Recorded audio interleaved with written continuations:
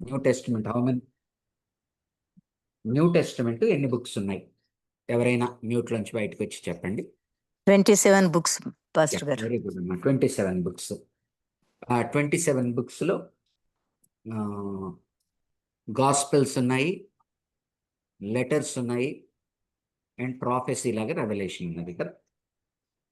So gospels గురించి ఈరోజు మాట్లాడుకుందాం. గాస్పెల్ అనే వర్డ్కి అర్థమే ఇవాంజెలియోన్. ఏంజెలియోన్ అంటే send by somebody news, you అంటే గుడ్ న్యూస్ గాస్పెల్ అంటే.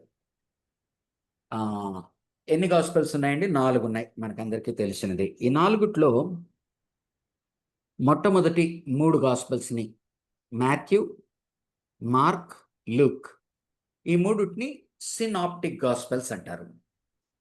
సినాప్టిక్ అనగా సున్ అంటే టుగెదర్, ఆప్టిక్స్ అంటే సీయింగ్ టుగెదర్. అంటే ఈ 3 కూడా ఒకే దృక్పథంతో ఒకే కటకంలో నుంచి చూస్తాయి, with minor differences.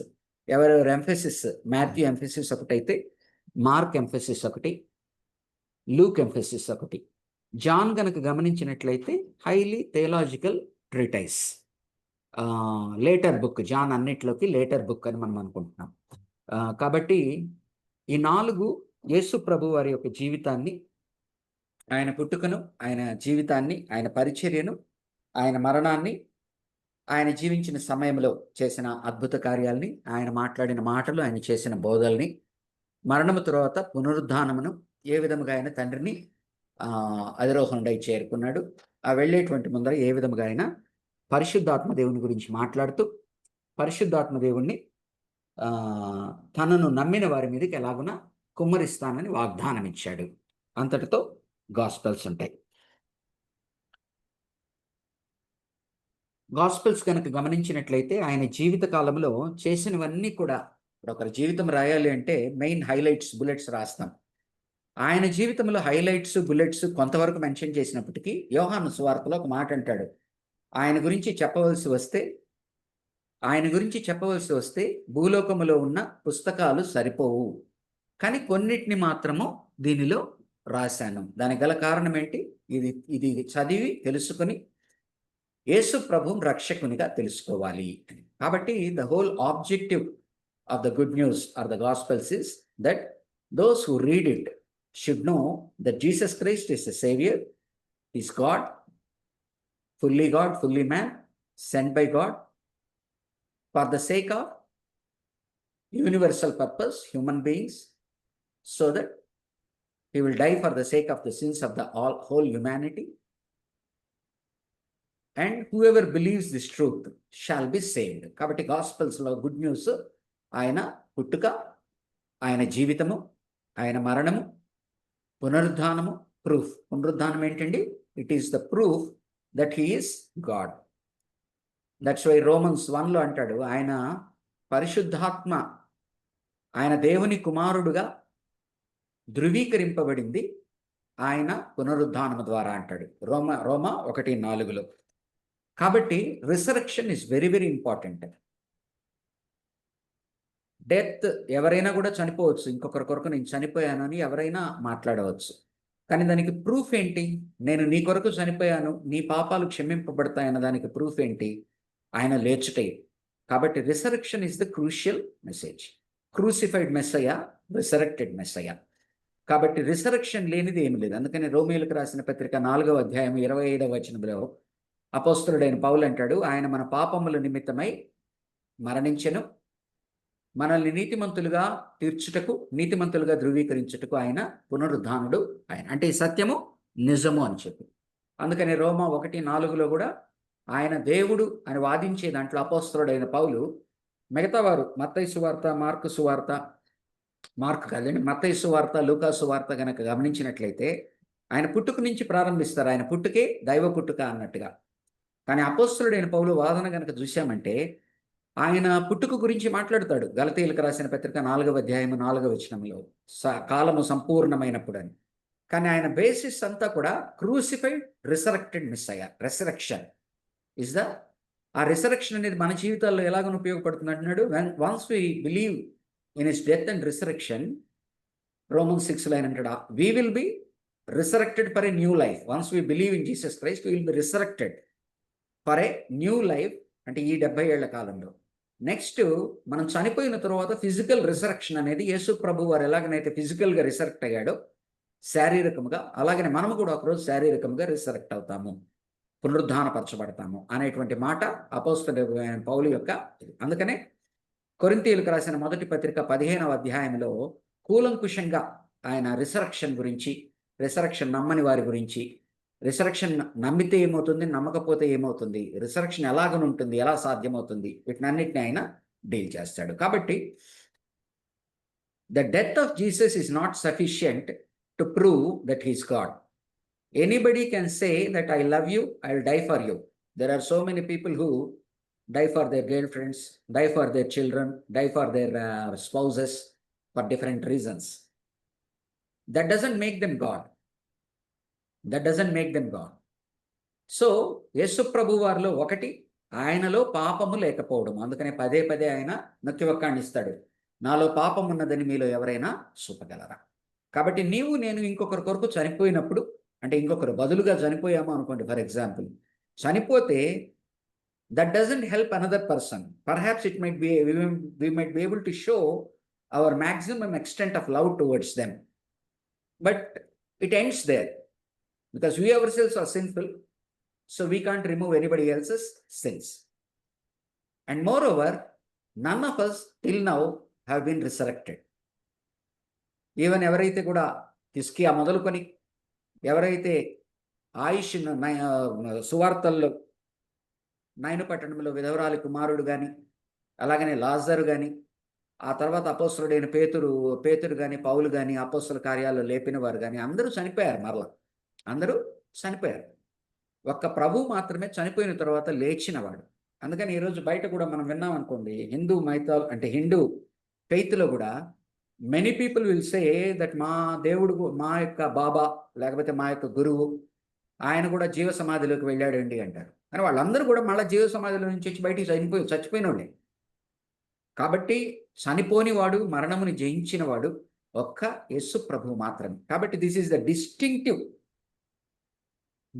Distinctive feature of the whole Christian gospel, where no mythology, no theology has propose this. మిత్స్గా ప్రపోజ్ చేసి ఉండొచ్చు, లెజెండ్స్గా ప్రపోజ్ చేసి ఉండొచ్చేమో, బట్ ఫిజికల్గా, హిస్టారికల్గా ప్రూఫ్స్తో సహా ఉన్నది ఆయన యొక్క జీవము, మరణము, పునరుద్ధానము. ఎందుకంటే మనం మత్తయి సువార్తలో చూస్తాం, ఆయన పునరుద్ధానపరచబడిన తరువాత వారందరూ ఏమంటారు, నువ్వు లేస్తే మేము నమ్ముతామయ్యా, సెలువు నుంచి కిందకు వస్తే మేము నమ్ముతామయ్యా అంటారు. కానీ ఆయన సమాధి, ఖాళీ సమాధి కనిపించినప్పుడు ఏం చేస్తున్నారు, ఆ ఖాళీ సమాధి అనేటువంటి న్యూస్ వారికి, వారి వాదనకు వ్యతిరేకంగా వెళ్తుంది కనుక మత్తయి సువార్త 28వ అధ్యాయంలో ఆఖరి భాగంలో ఆయన పునరుద్ధానాన్ని కప్పిపెట్టడానికి ట్రై చేస్తున్నారు. ఆ యొక్క గార్డ్స్ ఎవరైతే గస్తీ తిరిగేటువంటి ఆ యొక్క సోల్జర్స్ ఉన్నారో, సైనికులకి డబ్బులు ఇవ్వడానికి ఇష్టపడుతున్నారు. ఒకవేళ ఇది గవర్నర్ దృష్టిలోకి వెళ్తే మేము మేనేజ్ చేస్తామంటున్నారు. సో ఆనాటి నుంచి ఈనాటి వరకు కూడా క్రిస్టియన్ రిసరెక్షన్ అనేది, క్రైస్ట్ రిసరెక్షన్ అనేది it is crucial to our salvation message, to the gospel. అందుకనే ద డే 1 నుంచి, ఆయన చనిపోయిన పక్క రోజు నుంచి ఆయన తిరిగి లేచాడు అనేటువంటి మాటను పాతి పెట్టేయాలని చూస్తూ ఉన్నది సమాజం. కానీ అది దాని మీదే మన విశ్వాసం అంతా ఆధారపడి ఉన్నది. కాబట్టి మన విశ్వాసము ఆయన మరణము మీద, ఆయన పాపము లేనివాడు, ఆయన మన పాపములను ఆయన మీదకి తీసుకున్నాడు, మరణించాడు. పాపము లేనివాడు మరణించాడు, అది మరణముతో అంతము కాలేదు, మరణము జీవము ద్వారా బయటపడింది. ఆ జీవము ఆయన నమ్ముకున్న వారి జీవితాలలో వారు ఉజ్జీవపడతారు, వారు సజీవులు అవుతారు, న్యూ క్రియేషన్ అవుతారు. ఎప్పుడైతే నువ్వు నమ్మి బాప్తిస్మం తీసుకుంటావో, రోమా 6 కనుక చదివితే మనము తిరిగి కొత్త జీవితానికి లేస్తూ ఉన్నాం. అంత మాత్రమే కాక నీవు కానీ నేను కానీ రెండవ రాకడ ఆలస్యమైతే మనం అందరం చనిపోవలసిన వాళ్ళమే. కానీ చనిపోయిన వారికి ఆయన ఇస్తూ ఉన్న హోప్ ఏంటి, రిసరెక్షన్. మరలా నేను కిందకి దిగి వస్తాను, వచ్చినప్పుడు రెండవ రాకడలో ఎక్కడెక్కడ సమాధుల్లో ఉన్న వారిని అందరినీ కూడా నేను లేపుతాను, ఆ సమయంలో ఎవరెవరైతే బ్రతికి ఉన్నారో మొట్టమొదటిగా చనిపోయిన వారిని సమాధుల్లోంచి లేపుతాను, వారికి మహిమగల శరీరాలు ఇచ్చి సదాకాలము నాతో ఉంటారు. అలాగనే ఎవరెవరైతే బ్రతికి ఉన్నారో వారిని రెప్పపాటులో మార్చి వారు కూడా మహిమగల శరీరాలు పొందుతారు. మనమందరం సదాకాలం కలిసి పరలోక నివాసులుగా ఆ యొక్క కొత్త ఆకాశం, కొత్త భూమిలో ఉంటామనేటువంటి వాగ్దానం మనకున్నది. కాబట్టి resurrection is the base. So this is the good news that God became man. God became man. Though he is sinless, because he is sinless, or rather, he took upon the sins of the whole humanity and he is prepared to die on the cross. God became man, not just man, he chose to become a slave, servant. And not only that, he chose to die. He chose to die not an ordinary death, but an extraordinary death, which is the most inhuman way possible of the whole deaths. So ఆయన ప్రభువారు దేవుడైన వాడు మానవుడిగా కిందకి రావడం మాత్రమే కాకుండా దాసుని యొక్క స్వరూపం, ఫిలిప్పి 2:6-11, 2వ అధ్యాయము 6-11. ఆయన దాసునిగా జన్మించడానికి ఇష్టపడ్డాడు, దాసునిగా మరణించడానికి ఇష్టపడ్డాడు మన పాపముల నిమిత్తము. ఆ మరణం కూడా ఎలాంటిదంటే సిలువ మరణానికి పాత్రుడయ్యాడు. కానీ దానివలన ఏమి జరిగినది? ఆయన లేచి అత్యున్నతమైన స్థానములో ఉన్నాడు. సో దట్ ప్రతి మోకాలు, ప్రతి నోరు ఆయన నామమును ఒప్పుకొనవలసిందే, ప్రతి మోకాలు ఆయన ముందర వంగవలసింది. కాబట్టి దిస్ ఈస్ ద గాస్పెల్. ఈ గాస్పెల్కి క్రూషియల్గా రిసరెక్షన్ కనుక, ఈ రిసరెక్షన్ మీద ఫస్ట్ నుంచి దెబ్బ కొడుతూనే వస్తున్నారు. అపోస్తలు కూడా మాట్లాడే మాట అంతా అపోస్తల కార్యం ఓపెన్ చేయగానే మనకు కనిపించేది ఏంటి? ఇదిగో మీరు నీతిమంతుడైన వాడిని, అభిషక్తుడైన వాడిని మీరు చంపితిరి, కానీ సమాధి ఆయనను ఆపలేకపోయింది. ఆయన సమాధిని జయించి తిరిగి లేచి. అపోజల్స్ ఫస్ట్ క్రీడ్ చూడండి, అపోజల్స్ ఫస్ట్ చాప్టర్స్ కానీ, పాలైన్ మెసేజ్ కానీ, యాక్ట్స్ ఆఫ్ అపోజల్స్లో చూస్తే the apostles are so powerfully witnessing about the crucifixion, which is a simple thing from the human beings, but because he is resurrected, you have hope. If you acknowledge your mistakes, if you acknowledge your sins, and if you take responsibility for that, God is willing and ready to forgive you. అనే స్థితిలో ఉన్నాడు. కాబట్టి ఇది gospel. ప్రతి ఒక్క పరిశుద్ధ గ్రంథంలో ఉన్న ప్రతి ఒక్క పుస్తకం కూడా మనం గుర్తు చేసుకోవాల్సినది పరిశుద్ధాత్మ దేవుని యొక్క నడిపింపుతో వ్రాయబడింది. అందుకని పేతురు, అపోస్తలుడైన పేతురు 1 పేతురులోనో 2 పేతురులోనో మాట్లాడతాడు. 2 పేతురు అనుకుంటాను. మాట్లాడిన మాటలు ఏదైతే ఆయా వక్తలు రాశారో, ప్రవక్తలు, వారు దేవుని ఆత్మ ద్వారా కదిలింపబడి రాశారు, వారు మనుష్యుల రీతిలో రాయలేదు అంటున్నాడు. కాబట్టి పరిశుద్ధాత్మ ద్వారా పొందుపరచబడినది ఈ ప్రతి ఒక్కటి కూడా. పరిశుద్ధాత్మ ద్వారా పొందుపరచబడిన రీతిలో రాస్తూ ఉన్నప్పుడు ప్రాఫెసీస్ కానీ ఏదైనా, అపోస్తలుడైన పేతురు 2 పేతురులు అంటున్నాడు, వారికి అసలు ఏమి రాస్తున్నారో వారికి అర్థం కావట్లేదు కూడా ఒక్కొక్కసారి. కానీ భవిష్యత్తులో అవి జరుగుతున్నప్పుడు, అవి అర్థం చేసుకుంటున్నప్పుడు లేటర్ జనరేషన్స్కి వారి కొరకు రాస్తున్నాడు. కాబట్టి ఇట్ ఈస్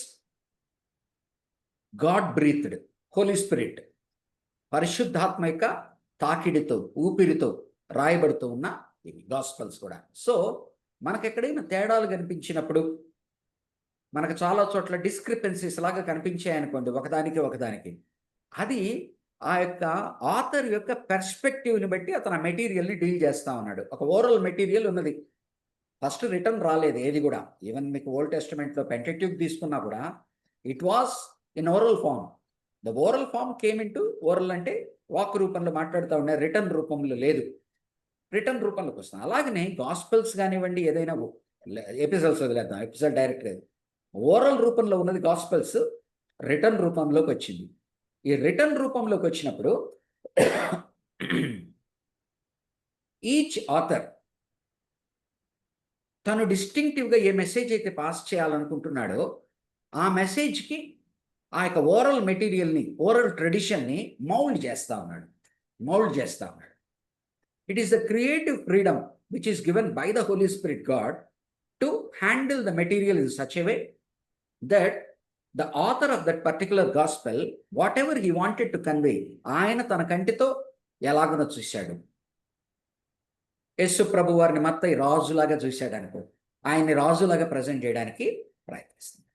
మార్కు సువార్తలో అతని సేవకుడులాగా చూస్తున్నాడు, కాబట్టి సేవకునిలాగా చూస్తున్నాడు, కాబట్టి అతన్ని సర్వెంట్గా ప్రజెంట్ చేస్తా ఉన్నాడు. అలాగనే లూకా సువార్త అన్యులు, యూదులు మాత్రమే కదా, అన్యుల దగ్గరికి వెళ్ళాలి, అన్యులను ఎంతో మందిని ప్రభువు రక్షించాడు.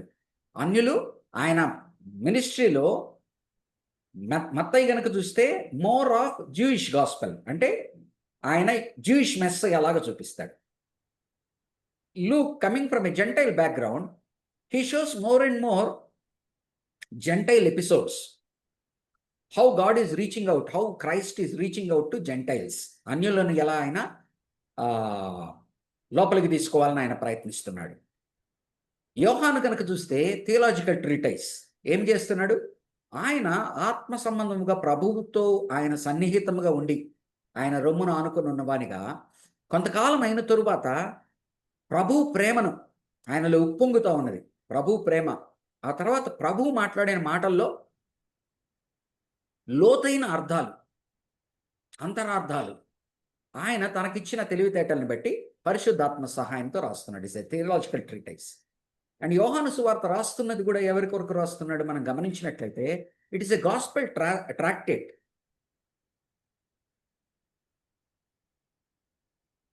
అమ్మ వాయిస్ సరిగ్గా రావట్లేదా నాన్సీ గారు? ఒక్కసారి మ్యూట్ లోంచి బయటికి రండి అమ్మా. Yes, Anna. బాగా It's రావట్లేదు. cracking a lot. ఇప్పుడమ్మా, But we are hearing clearly. ఇప్పుడు బాగా వస్తుందా? హలో, ఇప్పుడు బాగా వస్తున్నదా? Yes, Anna. ఓకే, నేను మైక్ కొద్దిగా దూరంగా ఉన్నాను నేను బహుశా. ఓకే, సో యోహాను ఇప్పుడు మాట్లాడుతున్నప్పుడు ఇప్పుడు కూడా క్రాకింగ్ వస్తుంటే నాకు ఎవరైనా మెసేజ్ పెట్టండి, లేకపోతే బాగుంది అనుకుంటాను. యోహాను సువార్త మాట్లాడేటప్పుడు ఆయన ప్రభువును సన్నిహితముగా తెలిసిన వానిగా ఆయన మాట్లాడిన మాటల్లో అంతరార్థము, ఎంత లోతైన సత్యాలు చెప్పాడు అని ఈయన పరిశుద్ధాత్మ ద్వారా గ్రహించి వాటిని పొందుపరుస్తున్నాడు యోహాను సువార్తను. కాబట్టి ఎప్పుడైనా మనకు ఈ ఒక సువార్తకి మధ్యన మనకు డిస్క్రిపెన్సీస్, సీమింగ్లీ డిస్క్రిపెంట్ కనిపించినా అది పరిశుద్ధాత్మ దేవుడు 4 సువార్తలను రాపిస్తున్నాడు. బట్ పరిశుద్ధాత్మ దేవుడు ఈచ్ వ్యక్తి యొక్క క్రియేటివ్ ఫ్రీడమ్ వాడుకుంటూ ఉన్నాడు. వారు ఏ పర్స్పెక్టివ్లో అయితే ప్రభువును చూపాలనుకుంటున్నారో ఆ పర్స్పెక్టివ్లో వాస్ట్ ఓరల్ ట్రెడిషన్ ఉండగా ఆ ఓరల్ ట్రెడిషన్లో నుంచి వారికి కావలసిన మెటీరియల్ని పికప్ చేసుకొని ఒక ట్రాజెక్టరీలో తీసుకెళ్తున్నారు. ఇది మనం అర్థం చేసుకోవాలి. అందుకనే మార్కు, మత్తయి, లూకు చదివినప్పుడు మనకు సినాప్టిక్ అంటే ఆల్మోస్ట్ అన్ని అదే ఇన్సిడెంట్స్ లైన్ బై లైన్ ఉన్నట్టుగా కనిపిస్తాయి, stanza by stanza, verse by verse. అక్కడ కూడా మీరు గమనించినట్లయితే ఒకే ఉదంతాన్ని బోధపరుస్తూ ఉన్న ఒక ఎపిసోడ్ జరిగింది అనుకోండి, ఆ ఎపిసోడ్లో ఈచ్ ఆథర్ యొక్క ఉద్దేశం కూడా మారుతూ ఉంటుంది మళ్ళా. అంటే వాట్ హీ సీస్, ఇట్లా చెప్తాను. ఒక యాక్సిడెంట్ జరిగింది, 4 సాక్షులు ఉన్నారు, యాక్సిడెంట్ని కళ్ళారా చూశారు. 4 సాక్ష్యం ఎప్పుడు కూడా ఏకీభవించదు. బ్రాడ్ ఐటమ్స్లో ఏకీభవిస్తుంది. అది వచ్చిందండి, వ్యాన్ వచ్చిందండి, కొట్టిందండి. దాంట్లో మైనర్ డీటెయిల్స్ ఎప్పుడు కూడా ఏకీభవించు. ఎందుకంటే ఒక్కొక్క వ్యక్తి చూసేటువంటి దృక్పథం వేరేగా ఉంటుంది. మనమందరం కూడా యూనిక్గా క్రియేట్ చేయబడ్డాం కాబట్టి ఒక్కొక్కరు దృక్పథము ఒక రకంగా ఉంటుంది. కాబట్టి వీరు చూసేటువంటి దృక్పథాన్ని పరిశుద్ధాత్మ దేవుడు ఆ క్రియేటివ్ ఫ్రీడమ్ ఇచ్చి వారి పెర్స్పెక్టివ్ని డ్రైవ్ చేయడానికి హెల్ప్ చేశాడు. కాబట్టి ఇది అర్థం చేసుకున్నప్పుడు దీంట్లో ఎందుకు ఇలా ఉన్నది ఈ మాట, ఇదే ఎపిసోడ్ని చెప్తూ ఇక్కడ వేరేగా ఉంది అని మనం అనుకున్నప్పుడు same episodes but each one is saying differently. For example Luka సువార్తలో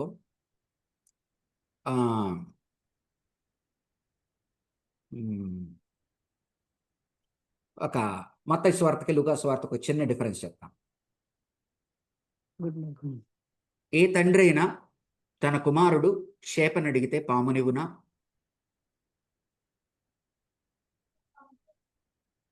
ఏ కుమారుడైనా రొట్టెని అడిగితే తండ్రి రాయనివ్వునా అన్న మాట మాట్లాడుతున్న సమయంలో మత్తయి ఏమంటాడు?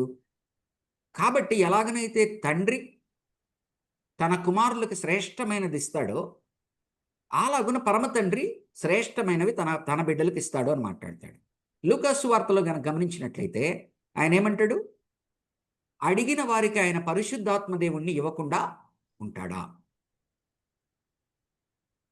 ఎందుకని లూక్ యాక్ట్స్ మనం గమనించామంటే he is more into holy spirit. ఇది Luke gospel of Luke Acts holy spirit మీద ఎంఫసిస్ మనకు కనిపిస్తుంది యాక్ట్స్ అంతా కూడా.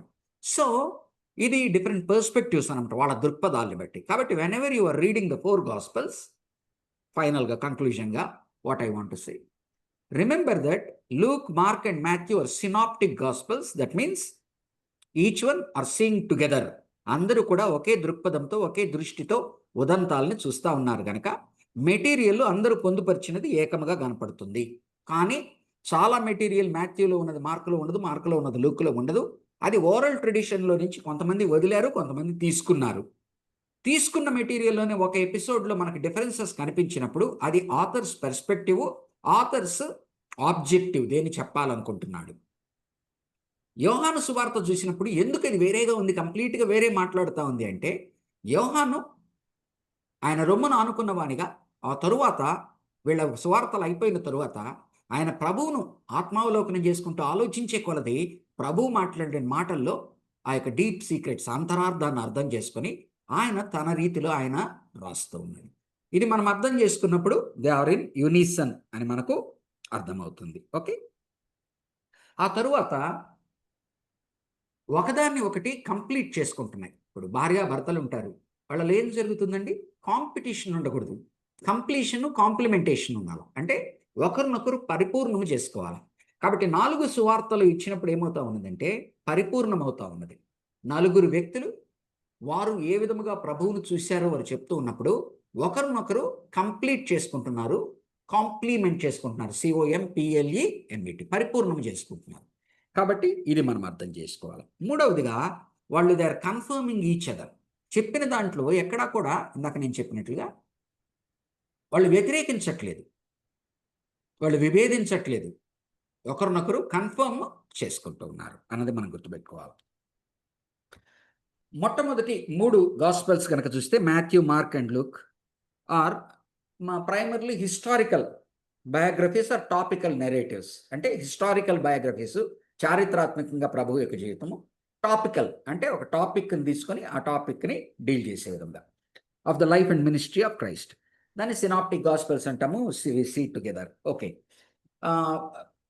స్కాలర్స్ యొక్క అభిప్రాయాలు ఏంటి అంటే there are difference of opinions, but generally scholars opinion ఏంటి అంటే ఒక ఓవరాల్ అండర్స్టాండింగ్. మొట్టమొదట మార్క్ రాశాడు, మార్క్ సువార్త. మార్క్ పేతురుతో తిరుగుతూ పేతురు శిష్యుడు కాబట్టి it is almost a gospel of Peter అనుకుందాం. అంటే స్కాలర్స్ యొక్క అభిప్రాయము the first gospel written is Mark, short version, bullets లాగా, బుల్లెట్ పాయింట్స్ లాగా, తర్వాత ఇమ్మీడియట్లీ అనే మాట వాడతాడు. అండ్ పీటర్స్ ఐ విట్నెస్ అంటారు. అంటే మార్క్ని పేతురు కింద శిష్యుడుగా ఆయన పేతురుతో తిరిగాడు కాబట్టి పేతురు చెప్తున్న దాన్ని మార్క్ సువార్తలకు వచ్చింది అంట. నెక్స్ట్ అనగా 50 to 60 AD మార్క్ వచ్చింది అని. అవన్నీ కూడా approximations, nobody can say with confirmation. First gospel Mark 50 to 60 AD రాశారని. మాథ్యూ లేటర్ ఆన్ మార్కులో ఉన్న మెటీరియల్ అంతా అలాగనే దించుతూ, మార్కులో ఉన్న మెటీరియల్ ఆల్మోస్ట్ అంతా ఉంటుంది, వేరే ఓరల్ ట్రెడిషన్ నుంచి ఇంకొన్ని తీసుకొని యాడ్ చేశాడు. అలాగనే లూకాసు వార్త 65 నుంచి 68 వరకు అనగా సుమారుగా జూయిష్ వార్ 66 to 70 స్టార్ట్ అయింది. మనకు గమనించండి, న్యూ టెస్టిమెంట్ అర్థం చేసుకునేటప్పుడు క్రూషియల్ పాయింట్ ఒకటి ఉంది, point of reference. 70 AD is the crucial point of reference. అనగా 70వ సంవత్సరం వరకు వారికి ఆలయం ఉండింది. AD 70, క్రీస్తు శకం 70 వరకు వారికి ఆలయం ఉండింది. 66 నుంచి 77వ సంవత్సరం వరకు జూయిష్ వార్ ప్రారంభమైందంటే రోమ్ వారు రోమ్తో వీరి రైట్స్ కొరకు, వీరి హక్కుల కొరకు, వీరి రిలీజియస్ ప్రామినెన్స్ కొరకు వీరు పోరాడడం ప్రారంభించినప్పుడు రోమా వాళ్ళు దాన్ని తిరుగుబాటుగా తీసుకొని 66 to 70 వరకు జూయిష్ వార్ జరిగింది.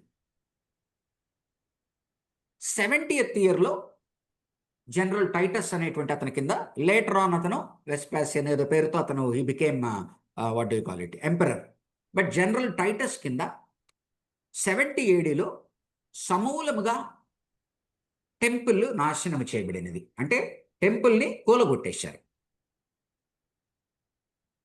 సో 70 AD అనేది క్రూషియల్ అన్నమాట.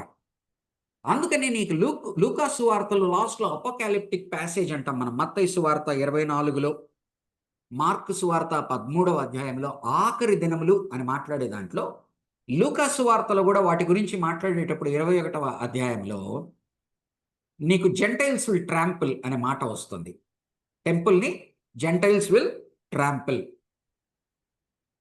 అనేటువంటి మాట లూకా సువార్త మరలా చూడండి 21వ అధ్యాయం అనుకుంటాను. అంటే Luke while he was writing the gospel there are indications that he is seeing the Jewish war and he is prophesying some things that Jewish kingdom, the Jewish as they see is doomed. Yes, ప్రభు వారి మాటల్లో చెప్పాడు, ఆయన బ్రతికి ఉన్న సమయంలోనే ఈ యొక్క ఆలయంలో ఒక రాయి మీద రాయి ఉండదు అని, ఒక రాయి మీద రాయి ఉండదని. దానికి వీళ్ళు ఆశ్చర్యపోతారు. ఆయన ఆఖరి దినాల్లో ఉన్న ప్రవచనాలు చెప్తాడు. లూకా సువార్తలో లూకును గమనించినట్లయితే Luke, he brings this new perspective of the Gentiles will trample. ఒకసారి చూద్దాం బైబిల్ 21st chapter అనుకుంటా, ఒకసారి చూడండి. Luke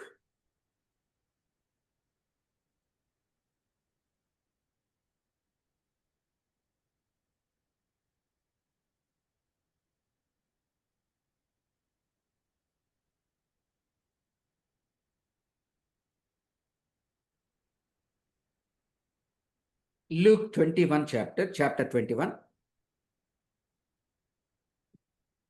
21st chapterలో 18th verse వరకు మాథ్యూ మార్కులో ఏమైతే మాట్లాడుతుంటాడో అపోకాలిప్టిక్ ప్యాసేజెస్ అంటాం.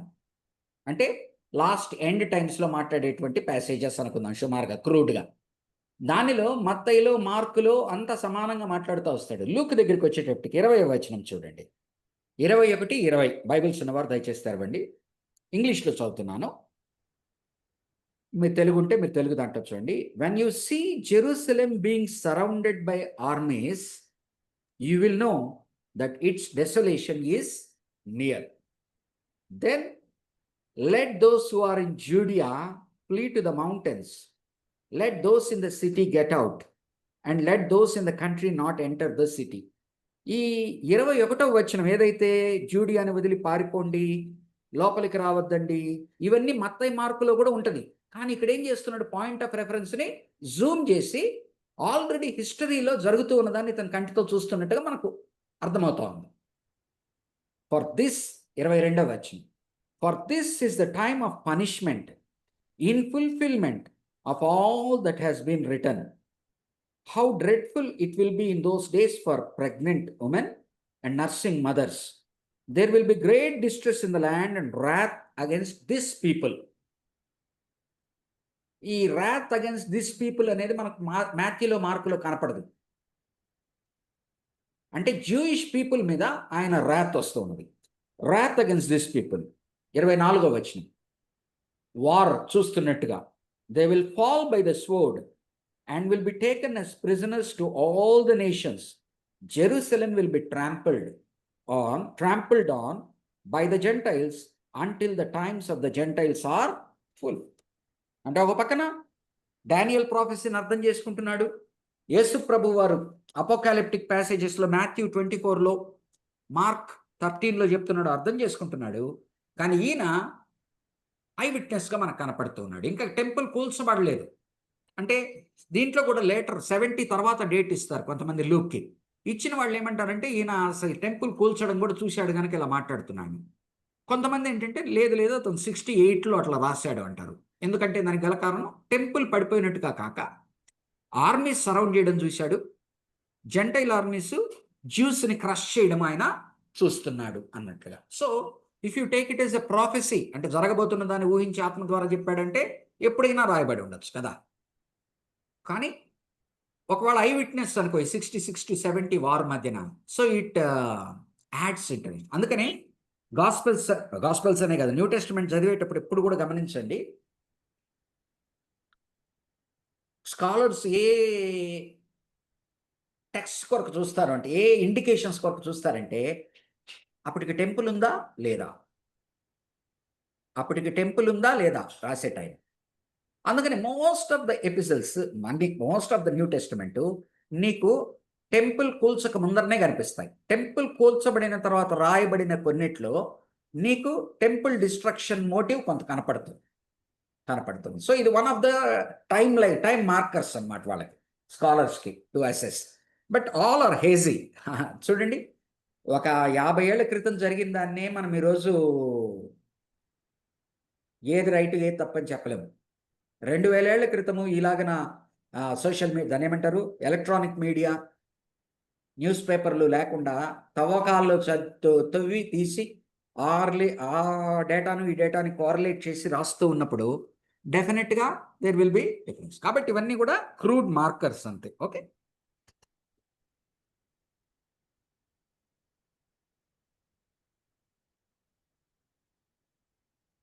మార్కు సువార్త, మత్తయి సువార్త, లూకా సువార్త కనుక చూస్తే, మార్కు సువార్త బేసిక్, అంటే దాన్ని ఏమంటారు, అది ఒక మెయిన్ అన్నిట్లో ఉండేదైతే మార్కులో, మాథ్యూలో, లూకులో.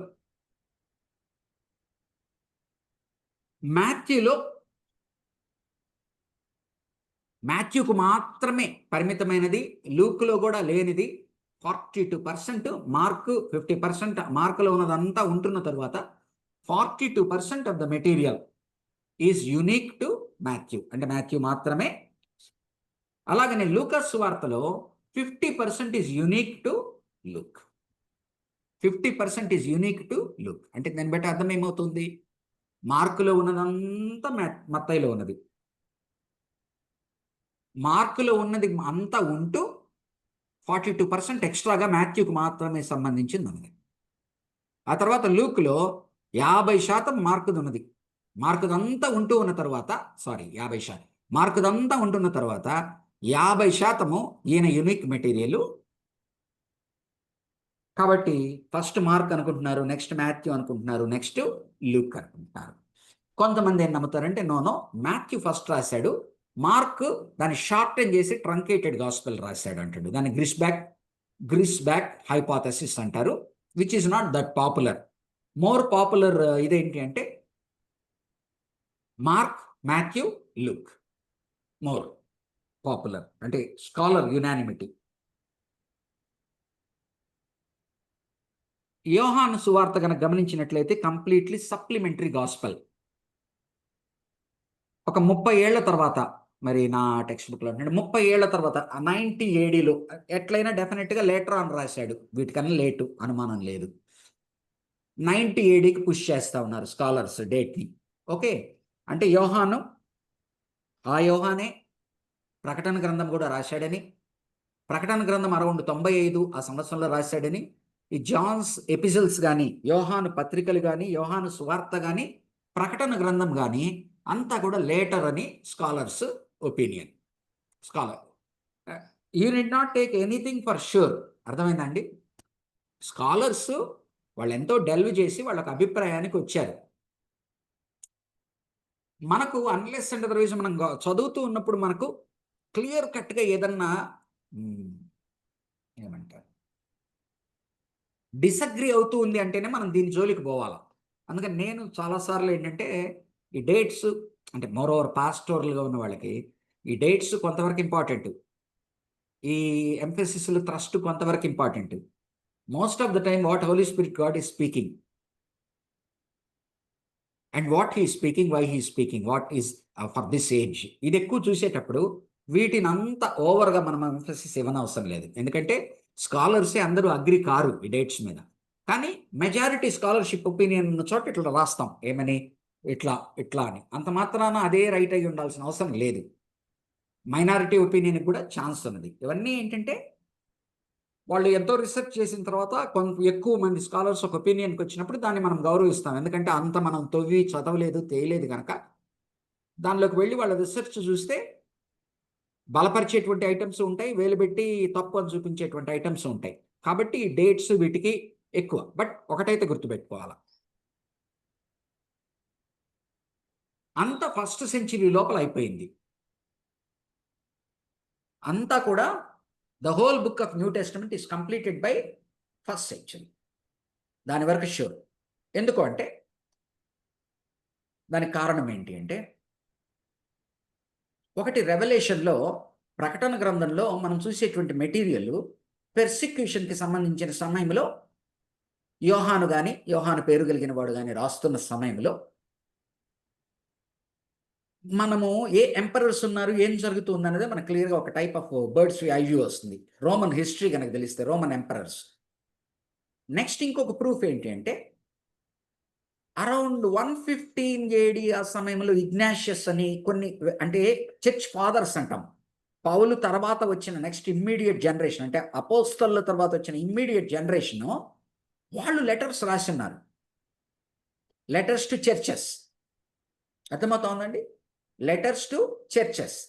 ఆ లెటర్స్లో ఈ టెక్స్ట్లు ఏదైతే మనకు న్యూ టెస్టమెంట్లో ఈరోజు 27 బుక్లు అని చెప్పబడుతున్నాయో, ఈ కొటేషన్స్ అన్ని, అంటే ప్రీచింగ్ అప్పుడు వాళ్ళు లెటర్ రాస్తున్నప్పుడు ఒక కొటేషన్ కోట్ చేశాడు. వాళ్ళు ఏమి లూక్ 23-24 అని రాయనవసరం లేదు.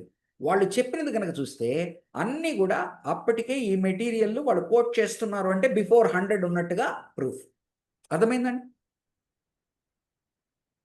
సో 100 year అంటే ఫస్ట్ శతాబ్దానికి న్యూ టెస్టమెంట్ కంపైలేషన్, అంటే సో కాల్డ్ మనం ఈరోజు ఏదైతే న్యూ టెస్టమెంట్ అంటున్నామో అది లేటర్ ఆన్ జరిగింది. ఏంటంటే న్యూ టెస్టమెంట్లో ఈ రోజున్న 27 బుక్కులు మాత్రమే కాక ఇంకా కొన్ని ప్రసిద్ధులు ఉన్నాయి.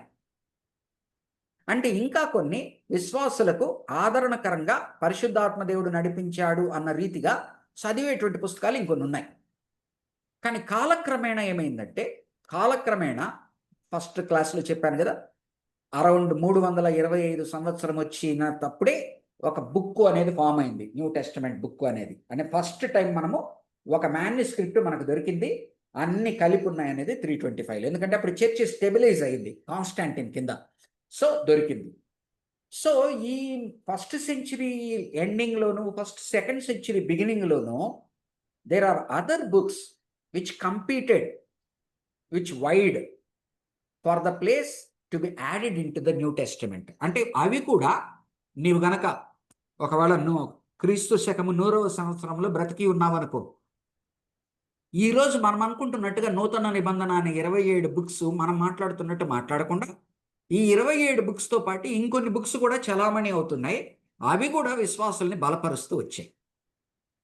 కానీ కాలక్రమేణా ఏవైతే ఎక్కువ పాపులారిటీ గెయిన్ చేశాయో, అంటే ఏవైతే ఎక్కువ మంది విశ్వాసుల్ని ఆదరిస్తూ వచ్చాయో, వాటంతటవి దాని టాలెంట్, మనం అంటే మనుషుల రూపంలో మాట్లాడితే ఎవరికి టాలెంట్ ఉందో వాళ్ళకి పైకి వస్తారు.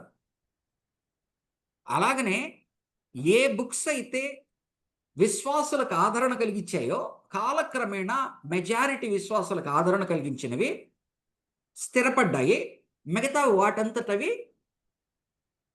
కాలగమనంలో కలిసిపోయాయి.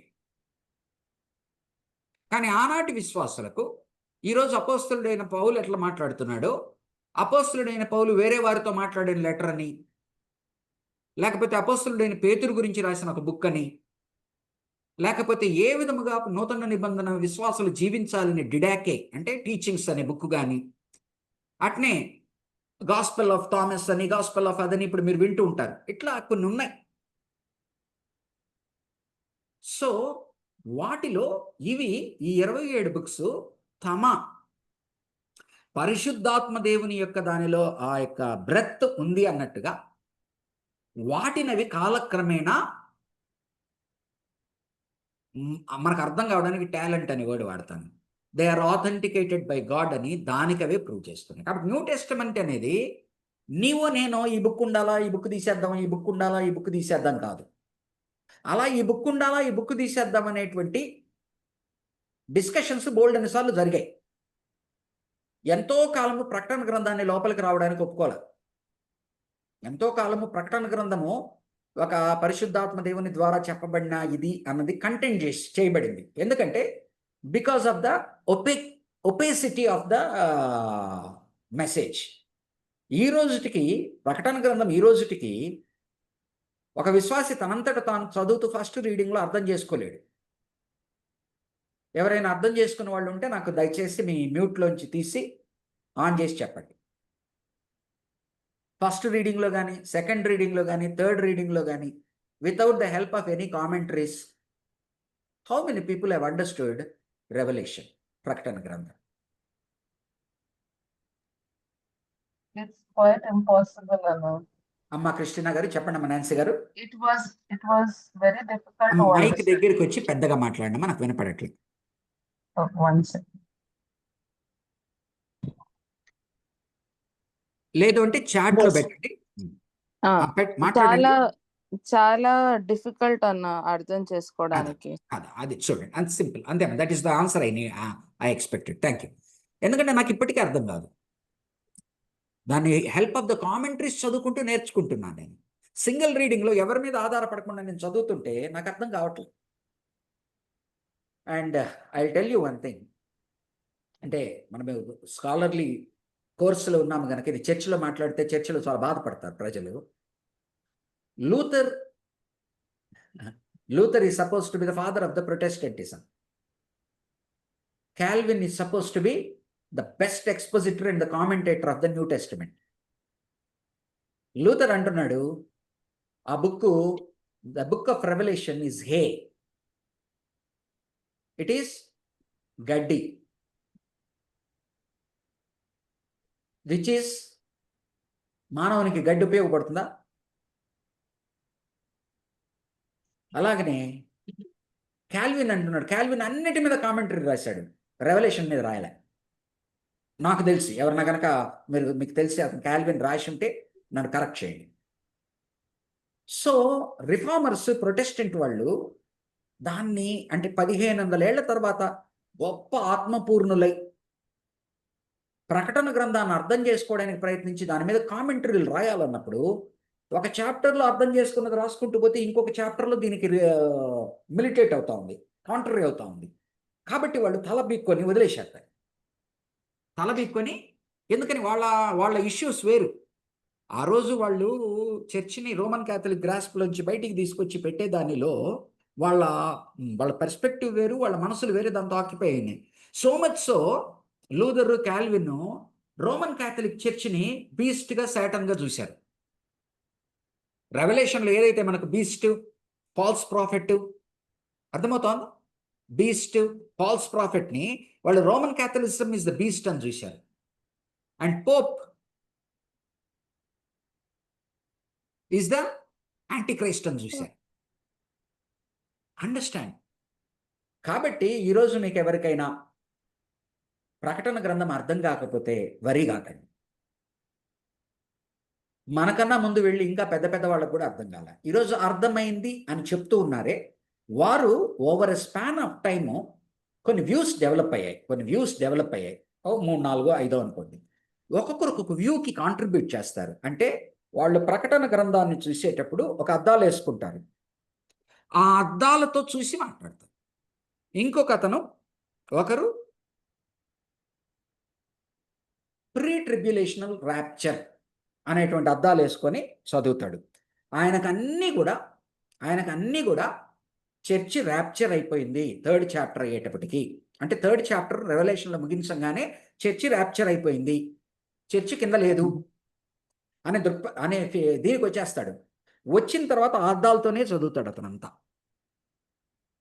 ఓకే. ఇంకొక అతను నో చర్చ్ కూడా ట్రిబ్యులేషన్ గుండా వెళ్తుంది, 7 ఏళ్ళు ఏదైతే శ్రమలు, మహాశ్రమలు ఉన్నాయో అది మరి ఎవరి కొరకు రాస్తున్నాడు? విశ్వాసాల కొరకే కదా అని అతను పోస్ట్ ట్రిబ్యులేషన్ ర్యాప్చర్ గురించి మాట్లాడతాడు. ఓకే. ఇంకొందరు మిల్లీనియం అనేది చూస్తారు.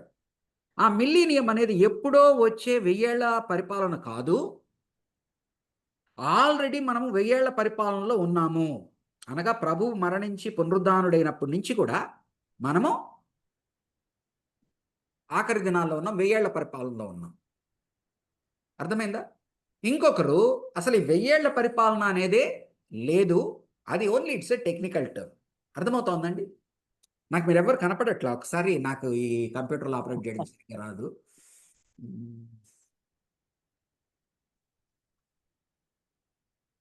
వేరే వాళ్ళు నాకు దీంట్లోకి వస్తారా? దాని ఏమంటారు, విండోస్లోకి.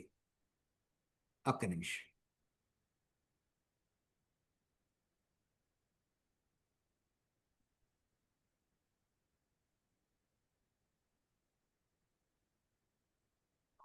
ఓకే, జాన్ లేడు, నాకు ఇంత దీని మీద అయింది.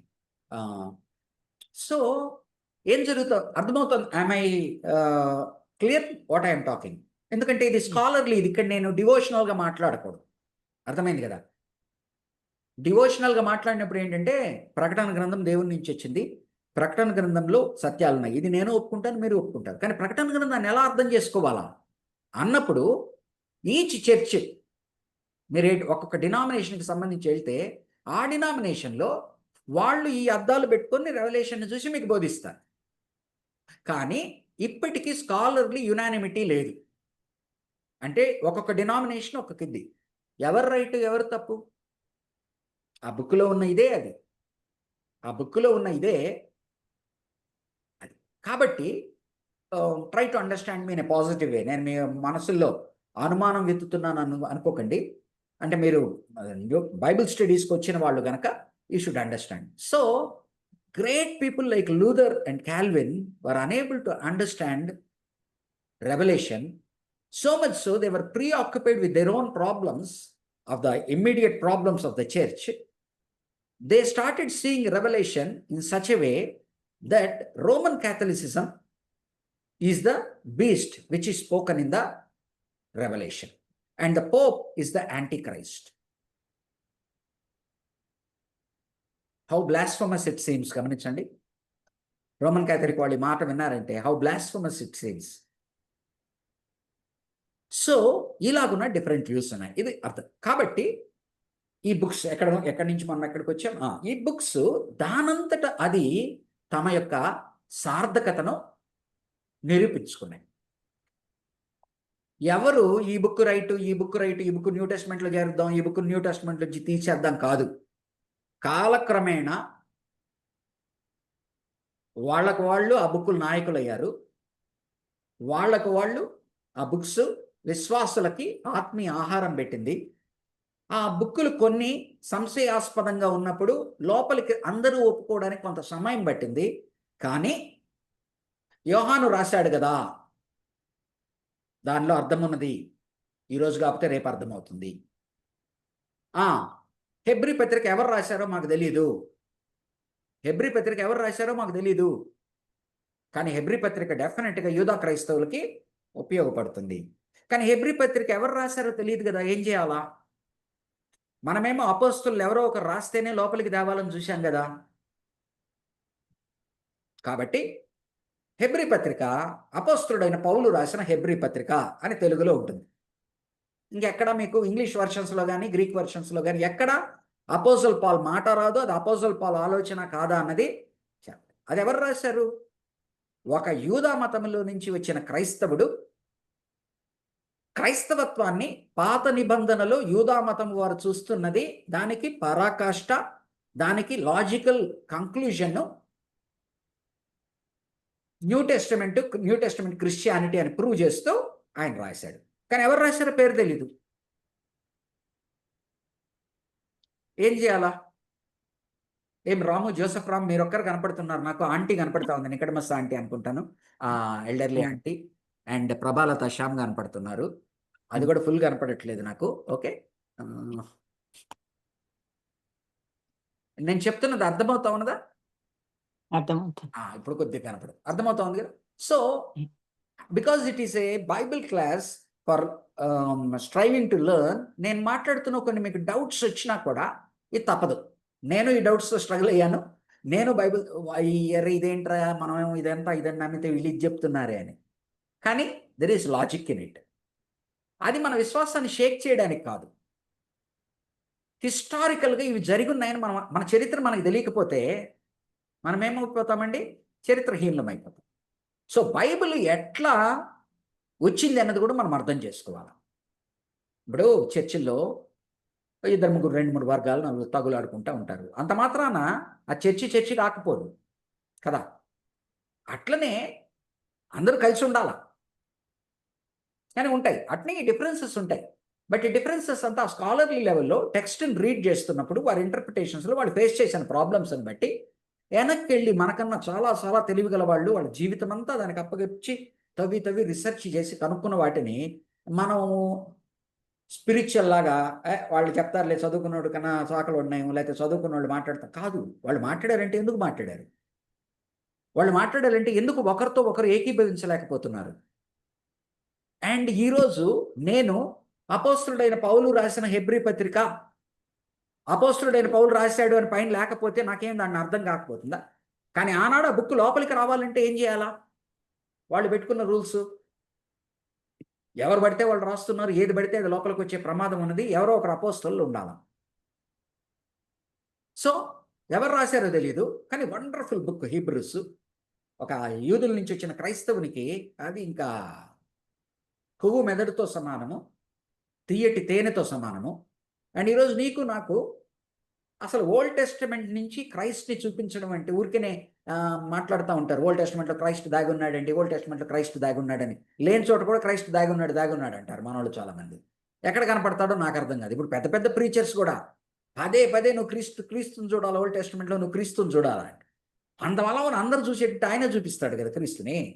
అదిగో ఏంజల్ ఆఫ్ గాడ్ వచ్చాడు, ఆయనే క్రీస్తు అంటే ఆర్టిఫిషియల్ ఇంపోజిషన్. ఇది అర్థమవుతా ఉంది. ఈవెన్ గ్రేట్ ప్రీచర్స్ ఈరోజు మాట్లాడుతున్నారు, ఐఎమ్ నోబడి అంటే నేను వాళ్ళని ధిక్కరిస్తున్నట్టు అనిపించవచ్చు. నీకు కనిపించాడా? ఎక్కడ కనిపిస్తున్నాడు లోపల?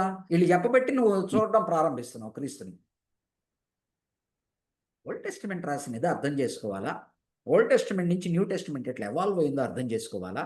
అండ్ ఓల్డ్ టెస్టిమెంట్లో వారికి క్రీస్తు అంతవరకు 2000 ఏళ్ళు నా మతం గురించి చెప్పి సడన్గా నీ మతమే కాదంటే ఏంటి పరిస్థితి? యూదుల ప్రాబ్లం ఏమైంది? అరే 2000 ఏళ్ళు మీరు ఆచరించిందంతా ఉష్కాకి అంటే రిజెక్షన్ రాదా?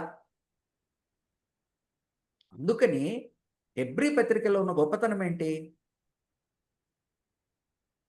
ఒక హెబ్రీయుడికి క్రైస్తవుడైన తరువాత ఆ హెబ్రీయుడికి అరే ఇదే కదా ఓల్డ్ టెస్టమెంట్లో నాకు హాఫ్ చూపించాడు, దాన్ని ఫుల్ఫిల్ చేస్తున్నాడు అని అర్థం కాదు. అది అపోస్తుడైన పౌలు రాస్తే ఏంటి, బర్నబా రాస్తే ఏంటి, ఒక స్త్రీ రాస్తే ఏంటి? రూతు గ్రంథాన్ని స్త్రీ రాసిందంటారు, దేవునికి ఎరుక. ఆనాటి వాళ్ళు వాళ్ళ పేర్లు రాయబడాలని వాళ్ళు కోరుకోలేరు. ఈరోజు మనలాగా శిలాపలకాల్లో పేర్లు వేసుకున్నట్టుగా వాళ్ళ పేర్లు రావాలని వాళ్ళు చేయండి. లెటర్స్ కనుక పౌలు రాశాడు కనుక అది అపోల్. నెక్స్ట్ ఈ లెటర్స్లో కూడా డిబేట్ ఉన్నది. ఏంటి? సూడో అంటే పౌలు రాయని పత్రికలు పౌలు రాశాడు అని కొన్ని క్రియేట్ చేయబడి ఉన్నాయని కూడా ఈరోజు స్కాలర్స్ అనుకుంటారు. పాస్టోరల్ ఎపిసోడ్స్, తిమోతికి రాసిన letters, many scholars content they are pseudo Paul పేరు ఉపయోగించి రాస్తున్నట్టుగా. Does it make difference, much difference for us? I don't think so, నా అభిప్రాయం. యాక్చువల్లీ అలా నువ్వు డిస్టింక్షన్స్ అలా వెడ్జ్ డ్రైవ్ చేసినప్పుడు నువ్వు ఆత్మీయతకి దెబ్బతీస్తున్నావు. అందుకని నేను కామెంటరీలు చదువుతూ ఉన్నప్పుడు డిఫరెంట్ కామెంటరీస్ పాల్ రాసిన లెటర్స్ కాదు అని చెప్పి వాదించేటువంటి వాదనలన్నీ రాస్తారు. పౌలే రాశాడు అని రాసిన వాదనలు రాస్తారు. రాసినప్పుడు ఈ పౌలు రాయలేదు అనగానే ద్వారా నేను ఆలోచించేది అంటే ఏంటి వీళ్ళు సాధించింది ఏంటి? ఆయన రాయలేదని ప్రూవ్ చేయడానికి ఇంత తంటా పడుతున్నారు. ఏం సాధించారు వీళ్ళు? ఆఖరికి విశ్వాసాన్ని కదిలించడం తప్పితే ఇంకేమన్నా ఉందా? ఇంకేమన్నా? నేను ఫస్ట్ బైబిల్ చదివేటప్పుడు ఆ బుక్ తెరిచి చదువుతాను కదా, నాతో మాట్లాడతాడు దేవుడు.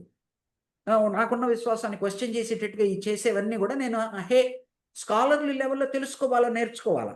నువ్వు స్కాలర్లీ లెవెల్లో పైకి వెళ్ళేటప్పుడు నువ్వు కూడా పేపర్స్ రాసేటప్పుడు వాళ్ళతో డిబేట్ చేయాలా, ఆర్గ్యూ చేయాలా. బట్ అల్టిమేట్గా ఈ మాట గుర్తుపెట్టుకోండి, చదవంగా మనకు వచ్చేటువంటి అనుమానాలు కానీ, మీరు ఎవరైతే పై చదువులకి ఇంకా దీంట్లో వెళ్తారో నేనేం బేసిక్స్ చెప్తున్నాను. చదవంగా స్కాలర్లీ బుక్స్ చదువుతూ ఉన్నప్పుడు వచ్చే అనుమానాలన్నిటికీ మన విశ్వాసము బలంగా ఉన్నప్పుడు వారు మాట్లాడుతున్న మాటల్లోంచి ఎంత తీసుకోవాలా ఎంత తీసుకోకూడదు, వారు ఏ ట్రాజెక్టరీలో వెళ్ళిపోయి రాంగ్ దీంట్లోకి వెళ్ళిపోతున్నారు అన్నది మనకు వాళ్ళ స్కాలర్లీ ఎక్స్పర్టైజ్ని వాళ్ళ రీసెర్చ్ని మనం ఒప్పుకోవాలి. బట్ అల్టిమేట్లీ దాని రిజల్ట్ మనకి ఆత్మీయ జీవితానికి ఏం చేస్తున్నదని ముఖ్యం.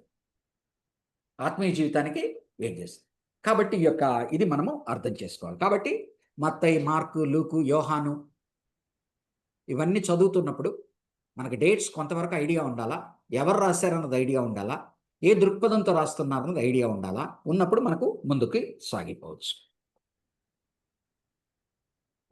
ఈ మిగతా లెటర్స్ కనుక చూసామనుకోండి, మనం ఏమనుకుంటాం, సినాప్టిక్ గాస్పెల్స్ ఫస్ట్ వచ్చాయి, లెటర్స్ లేట్ వచ్చాయి అనుకుంటాం. కానీ ఫస్ట్ లెటర్స్ వచ్చాయి, సినాప్టిక్ గాస్పెల్స్ లేటర్ వచ్చాయి. కానీ మనకు న్యూ టెస్టిమెంట్లో ఫస్ట్ గాస్పెల్స్ పెట్టున్నారు కనుక మనం గాస్పెల్స్ ఫస్ట్ వచ్చాయి అనుకుంటాం. కానీ అపోస్తలుడైన పౌలు రాసిన 1 తెస్సలోనిక పత్రిక కానీ గలతీ పత్రిక కానీ కొందరు అభిప్రాయం ప్రకారం గలతీ అంటే సౌత్ థియరీ అని, నార్త్ థియరీ అని ఉన్నది. ఏదైనప్పటికీ లెటర్స్ ముందు వచ్చాయి. లెటర్స్ 47 AD 48 AD నుంచే స్టార్ట్ అయింది. తెస్సలోనికన్స్ కానీ, ఫస్ట్ 1 తెస్సలోనికన్స్ కానీ, గెలాషియన్స్ కానీ అరౌండ్ 48-50. Gospels later on. కానీ మనకు ఫస్ట్లో గాస్పెల్స్ పొందుపరచుకున్నారు. గాస్పెల్స్ ఎప్పుడు వచ్చినాయి? లేటర్ ఆన్ రాసినవి. ఇది మనము అర్థం చేసుకోవాలి. కొన్ని distinctions, comparisons of the 4 gospels చెప్తున్నాడు. ఒక 5 minutes బ్రేక్ తీసుకుందాం. ఒక 2 minutes బ్రేక్ తీసుకొని విల్ కంటిన్యూ. మీరు you attend to your calls and come back.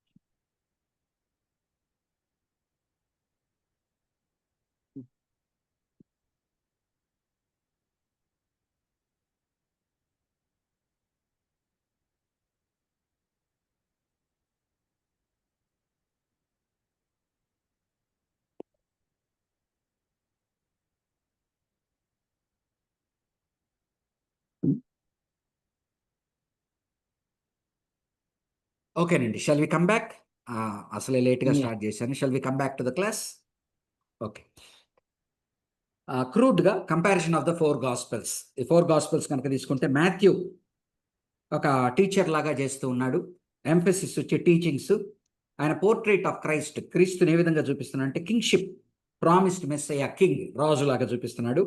Audience ఎవరు అంటే జ్యూస్. మెయిన్ ఆడియన్స్ జ్యూస్ కొరకు రాస్తున్నాడు, జూయిష్ గాస్పెల్. కీవర్డ్, అతని కీవర్డ్ కనుక గమనించామంటే ఓల్డ్ టెస్టిమెంట్లో అవి ఇవి తీసుకొచ్చి ఫుల్ఫిల్డ్, అవి పరిపూర్ణమైనవి, అవి సంపూర్తి అయినాయి, అవి నెరవేర్చబడ్డాయి అని రాస్తుంటాడు.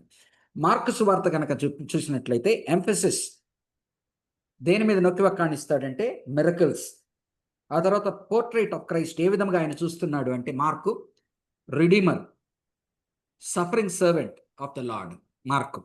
ఆ తర్వాత ఎవరికి రాస్తున్నాడు అంటే రోమన్ ఆడియన్స్ అంటున్నాడు. ఎందుకంటే పేతురు రోమ్లో ఎక్కువ వర్క్ చేశాడు, పేతురు కింద రోమన్. కీవర్డ్ కనుక గమనించినట్టయితే మీరు గమనించుంటారు, అనోన్ గ్రీకులు, ఇమ్మీడియట్లీ, వెంటనే, వెంటనే, ఆ తరువాత. లూకాసు వార్త కనుక చూస్తే హిస్టోరియన్, ఒక చరిత్రకారుడు. ఎంఫసిస్ కనుక గమనించినట్లయితే ఆయన నొక్కి వక్కాణించేది పారబుల్స్ ఎక్కువ తీసుకుంటాడు. తర్వాత ఆయన చూపేది హ్యుమానిటీ, మ్యాన్, మనిషి గురించి. ఎందుకని వీళ్ళు యూదుల గురించి మాట్లాడుతున్నారు, ఈయన మనిషి గురించి మాట్లాడుతున్నాడు. మత్తయి యూదులకు బోధిస్తూ ఉన్నాడు, యూదులకు ఏదైతే చెప్పబడినాడో ఆ మెస్సయ్య ఆయన. లూకు అన్యుడు గనక ఆయన ఏం చేస్తా ఉన్నాడు, హ్యుమానిటీ, మ్యాన్, కాబట్టి ఈయన సిన్లెస్ సన్ ఆఫ్ మ్యాన్ అని చూపడానికి ప్రయత్నిస్తున్నాడు. ఎవరికి రాస్తున్నాడు? గ్రీక్కి, జెంటైల్స్కి రాస్తా ఉన్నాడు. ఆయన యొక్క ఫేవరెట్ వర్డ్ ఏంటంటే son of man, son of man, మనుష్య కుమారుడు. జాన్ థియలాజియన్, మెయిన్గా ఎంఫసిస్ ఏంటంటే ఆయన నొక్కి కనిచేది డాక్టరీన్. ఆయన ప్రభువును దేవుడు అని పదే పదే చూపిస్తా ఉన్నాడు, అంటే నొక్కి వక్కాణిస్తా ఉన్నాడు. Deity, perfect son of God, ఆయన పర్ఫెక్ట్. ఎవరికి రాస్తున్నాడు? బయట ఉన్న క్రిస్టియన్స్కి, యూనివర్సల్ క్రిస్టియన్స్కి రాస్తున్నాడు. అందరికీ కూడా ఒక సువార్త గాస్పెల్ ట్రాక్ట్ లాగా రాస్తున్నాడు. వర్డ్ ఆయన favourite word believe, believe, believe, విశ్వసించండి, విశ్వసించండి.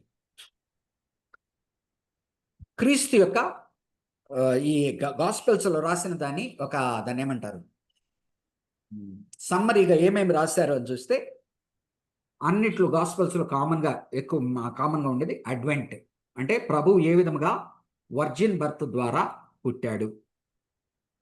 ఆయన విజిట్ టు జెరూసలేం, ఇంట్రడక్షన్ రాసుకోండి కావాలంటే. Overview, outline of the life of Christ. Overview, outline of the life of Christ. Introduction, advent అనగా అడ్వెంట్ అంటే వచ్చుట, ఆయన ఆసన్నమవుట. Virgin birth, incarnation. ఇన్కార్నేషన్ అంటే మానవునిగా జన్మించడం, మానవ రూపమును ఎత్తడం. కార్నల్ అంటే flesh, in flesh, Latin word incarnation. Visit to Jerusalem, తల్లిదండ్రులు ఏ విధంగా జెరూసలేంకి వెళ్తారు, ఇతను ఏ విధంగా జెరూసలేంకి 12 ఏళ్ల వరకు వెళ్తాడు. జాన్ ద బ్యాప్టిస్ట్, ఇంట్రడక్షన్లో అందరూ కూడా జాన్ ద బ్యాప్టిస్ట్ని మెన్షన్ చేస్తారు. And baptism of Christ and temptations. Next authentication, second ఇది ఆథెంటికేషన్ అంటే యాక్సెప్టెన్స్, ఆయన ఎలా యాక్సెప్ట్ చేస్తున్నారు, ఆయన అథారిటీని ఏ విధంగా తీసుకుంటున్నారు. మిరకల్స్, ఆయన అద్భుతాలు చేస్తూ ఉన్నాడు. వైన్, అలాగనే హీలింగ్, స్వస్థత. డెమన్స్, ఆయన దయ్యములను వదలగొట్టుట. డిసీజ్, ఏ విధంగా అయితే రోగములతో ఉన్నారో వారిని స్వస్థపరచుట. డెత్, చనిపోయిన వారిని ఆయన లేవనెత్తుట. డిస్టెన్స్ అనగా ఏ విధంగా అతను డిస్టెన్స్ ఒక ఊరు నుంచి ఒక ఊరికి ట్రావెల్ చేశాడు. అండ్ నేచర్, మిరకల్స్ యొక్క నేచర్ ఏంటి. నెక్స్ట్ ఆయన నేచర్ ఏంటి. Reading scriptures in synagogue in నాజరెత్లో ఆయన స్క్రిప్చర్స్ చదివినట్టుగా మనము లూకాసు వార్తలో చూస్తాం. ఫర్గివింగ్ ది సిన్స్, ఆయన చేస్తున్న పని ఏంటి, పాపములను క్షమిస్తున్నాడు. అదే కదా వాళ్ళకి వచ్చిన గొడవ వల్ల. దేవుడు మాత్రమే పాపములను క్షమించగలడు కదా, వీడెవడగా పాపాలను క్షమించడానికి? పరిసయ్యుల యొక్క ప్రశ్న. డిస్ప్యూట్ ఓవర్ సబ్బాతు మీద దాన్ని ఏమంటారు, వివాదాలు. పరిశుద్ధ గ్రంథంలో దేవుడు ఇచ్చిన సబ్బాతుని ఏమంటున్నాడు, పాత నిబంధనలో ఈ విధముగా చెప్పబడి ఉన్నది, నేనేమి చెప్తున్నానంటే సబ్బాతు గురించి అన్నప్పుడు, సబ్బాత్ అనే దేవుడు ఇచ్చి మమ్మల్ని ఆచరించమంటా ఉంటే ఈయనేంటి సబ్బాతు మీద ఆ ప్రశ్న ఈ ప్రశ్న వేస్తున్నాడు అంటే, ఆయన దేవుడు అని ప్రకటించుకునే దానికి పాపాలను క్షమిస్తున్నాడు. పాత నిబంధనలో ఏదైతే రాయబడి ఉన్నాయో దాన్ని తిరగరాస్తూ ఉన్నాడు. తిరగరాస్తూ ఉన్నప్పుడు అక్కడ ఉన్న వారు ఒప్పుకోవట్లేదు, దేవుడు మాత్రమే కదా ఈ పని చేయాల్సింది. కానీ ఆయన ఏమంటున్నాడు, amen amen I say to you, the old testament says like this, truly truly verily I say unto you, అంటే దేవునితో ఈక్వేట్ చేసుకుంటా ఉన్నాడు. So dispute over Sabbath. Commissioning of 12 మంది అపోస్తలులను ఆయన ఏ విధంగా, అదే శిష్యులను ఏ విధంగా ఎన్నుకున్నాడు. Sermon on the mount, teaching and preaching. Controversies, ఆయన జీవితంలో ఆయన ఎదుర్కొన్న controversies. Rejection for casting out demons, ఎప్పుడైతే ఆయన దయ్యాలను వదలగొడుతూ ఉన్నాడో వాళ్ళు ఏమంటున్నారు, వీడు కూడా సాతాను దీంతోనే వదలగొడుతున్నాడు అని అన్నప్పుడు, మరి మీ వాళ్ళు దేంతో వదలగొడుతున్నారు? మరి ఒకవేళ నేను కనుక వదలగొడుతున్నాను అంటే మీ వాళ్ళు దేంతో వదలగొడుతున్నారు? ఒకవేళ నేను వదలగొడుతున్నాను దయ్యాలనంటే దయ్యాల రాజ్యాన్ని నేను కొలగొడుతున్నట్టే కదా. కాబట్టి దయ్యాల రాజ్యాన్ని నేను కూలగొడుతున్నాను అంటే దేవుని యొక్క రాజ్యం మీ మధ్యకు వచ్చినదని గుర్తు చేసుకోండి. ఫార్మ్ ఆఫ్ న్యూ కింగ్డమ్, ఏ విధంగా న్యూ కింగ్డమ్ ఏ విధంగా ఉంటుంది. Demonstrates power, nature, demons, disease, blind. ఆయన నేచర్, ఆయన ప్రవర్తించేటువంటి తీరుని బట్టి, ఆయన దెయ్యాలను వదలగొట్టేదాన్ని బట్టి, ఆయన స్వస్థపరిచేదాన్ని బట్టి, ఆయన గుడ్డివారిని సైతము ఇది చేసేదాన్ని బట్టి, చూపునిచ్చేదాన్ని బట్టి ఆయన పవర్ వెలుగుచ్చుతూ ఉన్నాడు. 4వదిగా, అంటే ఫస్ట్ ఇంట్రొడక్షన్ చెప్పాను, సెకండ్ ఆథెంటికేషన్, మూడవది కాంట్రవర్సీ, నాలుగవది ఇన్స్ట్రక్షన్ ఆఫ్ 12, డిసైపుల్షిప్. డిసైపుల్స్తో 12 మందితో ఏం మాట్లాడుతున్నాడు? Feeding of 5,000. వారికి నేర్పించిన అంశాలు సన్షిప్, ఏ విధముగా నేను దేవుని కుమారుణ్ణి, మీరు దేవుని కుమారులుగా ఏ విధముగా కావాలి ఉండాలి. హ్యూమిలిటీ, ఏ విధముగా మనల్ని మనము తగ్గించుకోవాలి. నేను బయట రాజులందరూ కూడా సేవ చేపించుకోవడానికి వస్తాడు, నేను సేవ చేయడానికి చేపించుకోవడానికి రాలేదు, సేవ చేయడానికి వచ్చాను. ప్రైడ్, అహంకారం అనేది మనల్ని ఎంత ఇదిగా చేస్తుంది. నేను దేవుని కుమారుడు అయినప్పటికీ నేను ప్రవర్తిస్తున్న తీరు ఆలోచించండి, చూడండి, నేర్చుకోనండి. ఫర్గివ్నెస్, ఏ విధముగా నేను క్షమించాను, మీరు ఒకరినొకరు ఏ విధముగా క్షమించుకోవాలి. ఆ క్షమాపణలో ఒకడు 1 కోటి రూపాయలు అప్పు ఉన్నాడు, ఒకడు 1,00,000 రూపాయలు అప్పు ఉన్నాడు. 2 అప్పులు కొట్టివేశాడు. కొట్టివేసినప్పుడు ఎవరు దేవునితో ఇదిగానే ఉంటారు? 1 కోటి రూపాయలు ఇచ్చిన అప్పు కొట్టిన వాడే. కాబట్టి 1 కోటి రూపాయల అప్పు కోల్పోయిన వాడు, దాన్ని ఏమంటే కొట్టివేయబడిన వాడు 1,00,000 రూపాయల అప్పు కొట్టివేయ వాడికి ఇవ్వవలసిన వాడు పట్టుకొని అంటున్నప్పుడు, నేను నిన్ను పెద్ద దాంట్లో నిన్ను క్షమిస్తే నువ్వు చిన్న దాంట్లో వాడిని క్షమించలేకపోతున్నావా అని క్షమాపణ గురించి నేర్పిస్తా ఉన్నాడు. సర్వెంట్హుడ్, ఏ విధముగా క్రైస్తవ పరిచర్య అనేది అధికారము అజమాయిషి కాదు కానీ సేవ చేయడము తగ్గింపు. Opposition, 5th point, opposition. ఆయనకి ఏ విధముగా అపోజిషన్ ఉన్నది?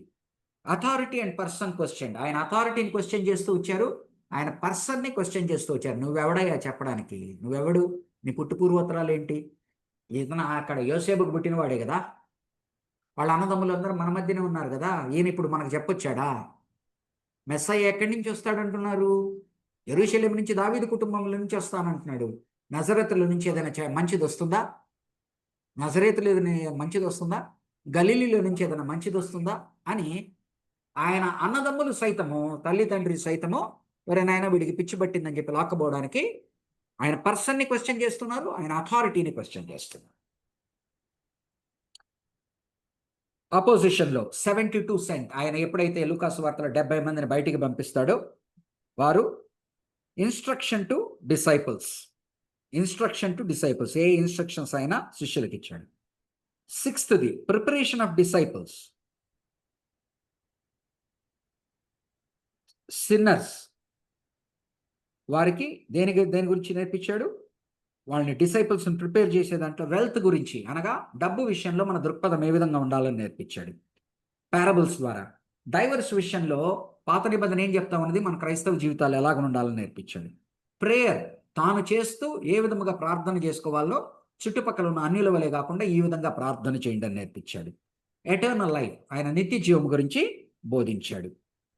పోస్ట్ పోన్డ్ కింగ్డమ్ అనేది ఏదైతే రావాల్సి ఉన్నదో యూదులు తిరస్కరించడం ద్వారా ఈ కింగ్డమ్ అనేది పోస్ట్ పోన్ చేయబడింది. అఫీషియల్ ప్రెజెంటేషన్, ఆయన తనను తాను రాజుగా ప్రకటించుకోవడం, తనను తాను ప్రభువుగా ప్రకటించుకోవడం. ట్రయంఫల్ ఎంట్రీ, ఆయన ఎప్పుడైతే పస్కా పాస్ ఓవర్, దాన్ని ఏమంటారు మనము, what do you call it, ఏమంటారండి, ఈస్టర్ ముందరది జయప్రవేశం దాన్ని ఏమంటారండి, దీన్ని జయప్రదేశము, మట్టల ఆదివారం దినమున అతను రాజుగా ఏ విధముగా వచ్చాడు. థ్యాంక్ యూ అండి ఆనంద్ గారు. ట్రయంఫల్ ఎంట్రీ తర్వాత ఆయన అథారిటీ క్వశ్చన్ చేస్తాడు. ఏం చేస్తాడు ఈయన వెళ్ళి? అధికారం తనకి, యాజకులు ఆలయాన్ని పట్టించుకోవాలి, ఈయన ఏం చేస్తాడు? ఆలయంలోకి వెళ్ళి దొంగలు గోగా చేస్తారని చెప్పి కొరడా పట్టుకొని కొడతాడు. సో ఆయన అధికారాన్ని, temple cleansed, fig tree cursed.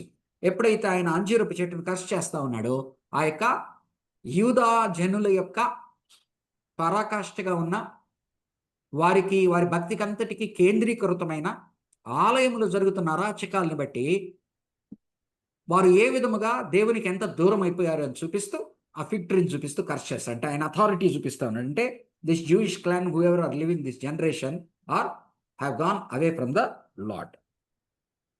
7వది official presentation. 8వది ప్రిపరేషన్ ఫర్ డెత్. ఆయన తన యొక్క మరణానికి ప్రిపేర్ అయ్యే సమయంలో ఆలివెట్ డిస్కోర్స్, ఇందాక మనం మాట్లాడాం, మాథ్యూ 24-25, మార్క్ 13, ఇవన్నీ.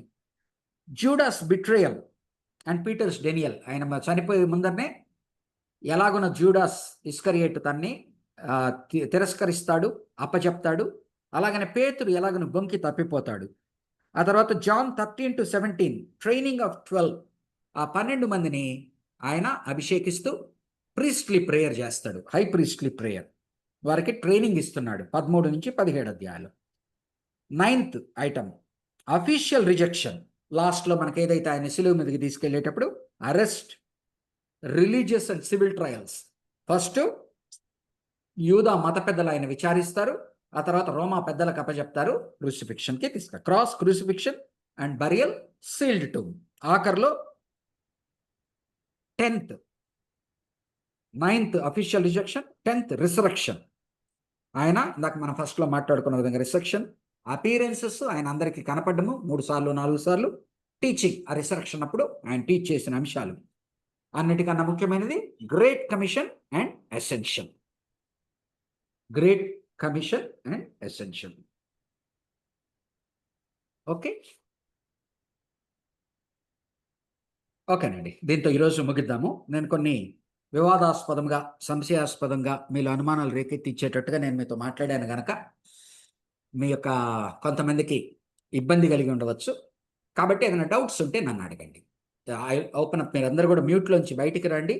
వీలుంటే జాన్ గారు కనుకుంటే నాకు అన్ని విండోస్ వచ్చేటట్టు చూడగలరా జాన్? ఏం చేయాలో చెప్పండి సార్. ఇక్కడ నేను ఒక్కడే కనపడుతున్నాను, అన్ని విండోస్ రావాలంటే ఏం చేయాలా?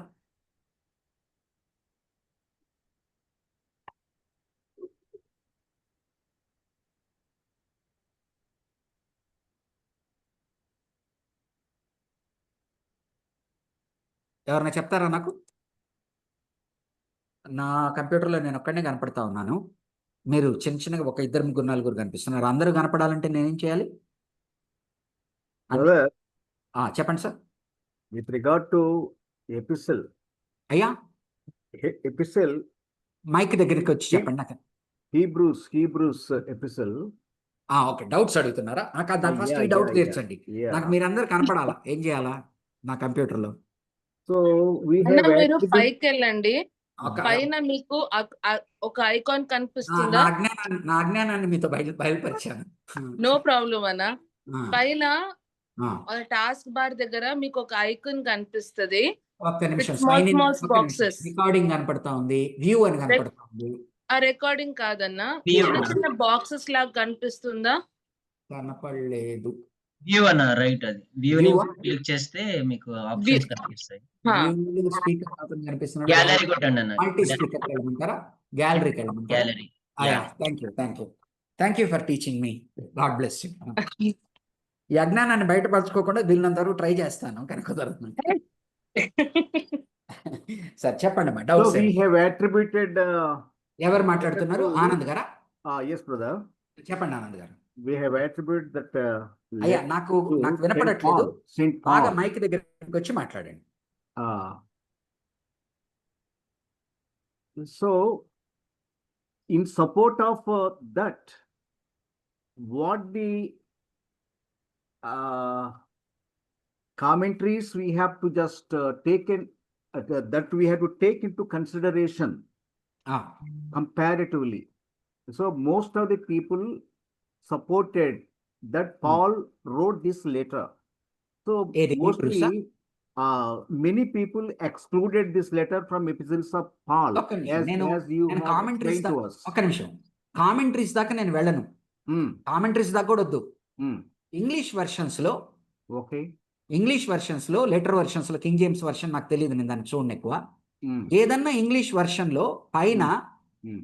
హీబ్రూస్ కి the apostle of Paul written అని ఇంగ్లీష్ వెర్షన్స్ లో ఎక్కడైనా ఉందా? నాకు ఏదైనా చూపించండి.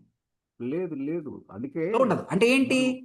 అంటే మనం కామెంటరీస్ కి పోయి, అంటే అది it is a decided issue.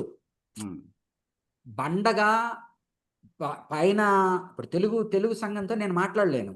ఎందుకని తెలుగు సంఘంలో తెలుగు బైబిల్ చేతుల్లో ఉంటది. అవును. తెలుగు బైబిల్ చేతుల్లో ఉన్నప్పుడు అపోస్తలుడైన పౌలు రాసిన హెబ్రీ పత్రిక అంటే నేను అది రాయలేదంటే వారికి ఇంకా అనుమానాలు క్రియేట్ చేసినట్టు. నేనేమంటున్నానంటే తెలుగు బైబిల్ దేని నుంచి ట్రాన్స్లేట్ చేయబడింది? కింగ్ జేమ్స్ వర్షన్ నుంచి. అంటే టెక్స్టస్ రిసెప్టమ్ అని ఒకటి ఉన్నది. టెక్స్టస్ రిసెప్టమ్ అని అంటే 1500 సంవత్సరంలో దీన్ని ఫాలో అయ్యి వాళ్ళు రాశారు, వదిలేసేయండి. లేటర్ ఏ ఇంగ్లీష్ వర్షన్, ఎన్ఐవి తీసుకోండి, ఎన్ఆర్ఎస్వి తీసుకోండి, సోకాల్డ్ దేంట్లో అయినా పైన ఆ హెడ్డింగ్ ఉంటుందా? ఇది మన తెలుగు ట్రాన్స్లేటర్స్ చేసిన పని అనమాట. సో కామెంటరీస్కి పోవాల్సిన అవసరమే లేదు. It's a general scholarly opinion. It is not, దాంట్లో పెద్ద డిస్ప్యూట్ లేదు, డిబేట్ లేదు. అది డిఫెండ్ చేసుకోవడానికి అంటే ఏంటంటే ఏ విధంగా కాదు అంటారో చెప్తాను వినండి. ఇప్పుడు పాలైన్ లాంగ్వేజ్ ఒకటి ఉంటుంది.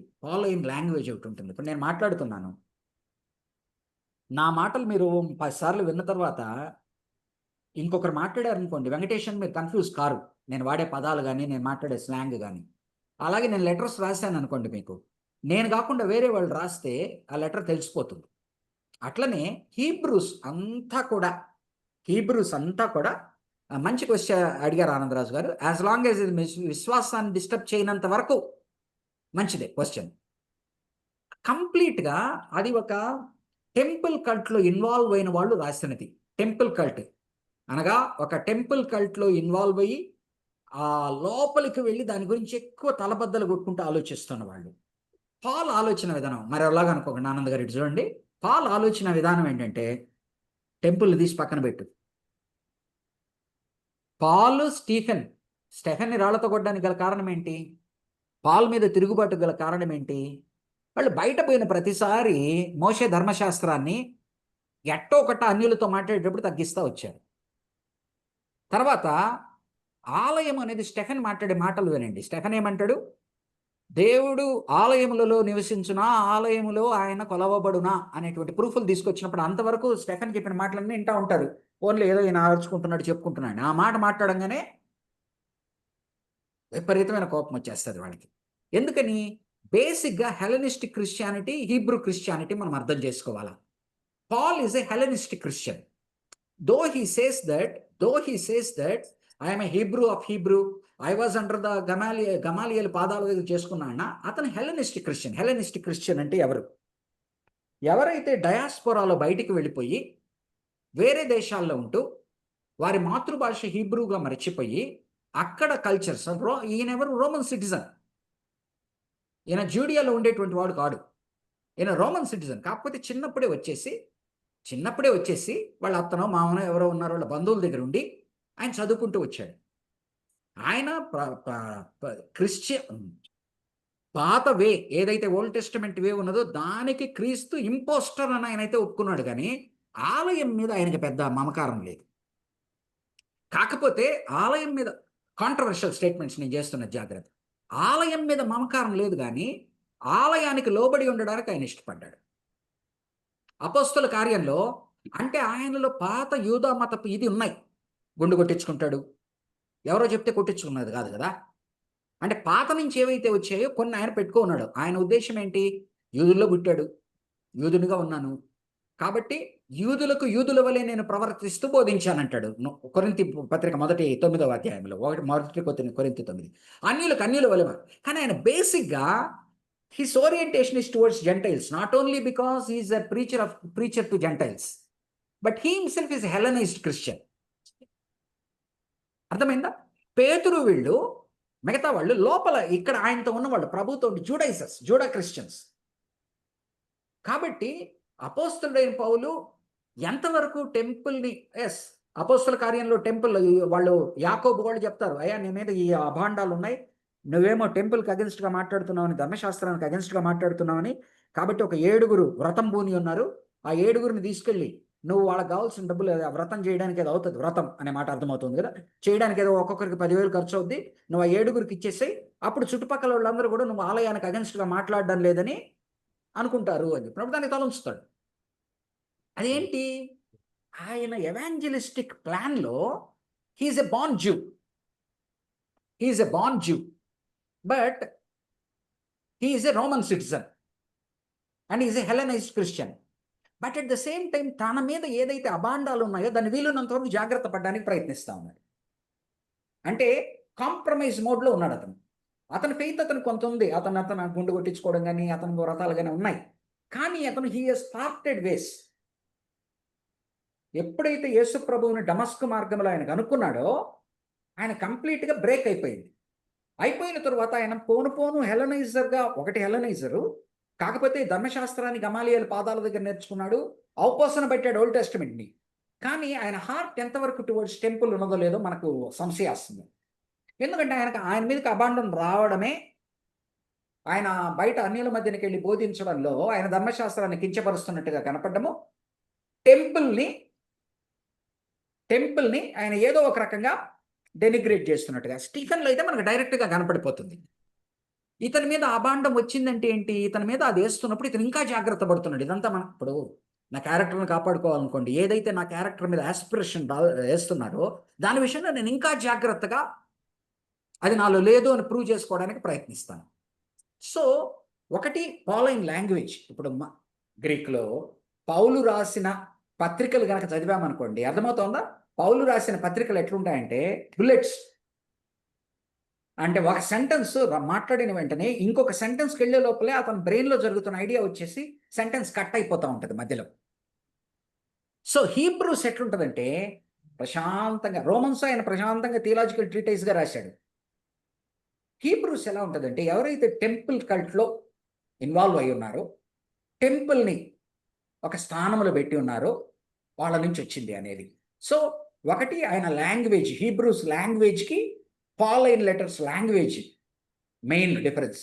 తర్వాత ఇంకోటి ఏంటంటే ఈ హీబ్రూస్ రాసిన వ్యక్తి టెంపుల్ని గౌరవిస్తూ, టెంపుల్ కల్ట్ గురించి లోతుగా తెలుస్తూ, కానీ టెంపుల్ని సర్మౌంట్ చేసేటువంటి వాడు, టెంపుల్ కన్నా గొప్పవాడు యేసు ప్రభు అని నమ్మినవాడు. కాబట్టి ఈ కారణాల వలన అంటారు. కాబట్టి ఆనంద్ గారు మీరు అడిగిన ప్రశ్నకు ఏ కామెంటరీలు చెప్పాయి అనే దానికన్నా జనరల్గా బండగుర్తే స్కాలర్లీ ఒపీనియన్ ఈజ్ దట్ ఒరిజినల్స్లో బై పాల్ అని లేదు. ఇప్పుడు లెటర్స్ అంటే అన్నీ నేను పాల్ రాశాను అంటాడు.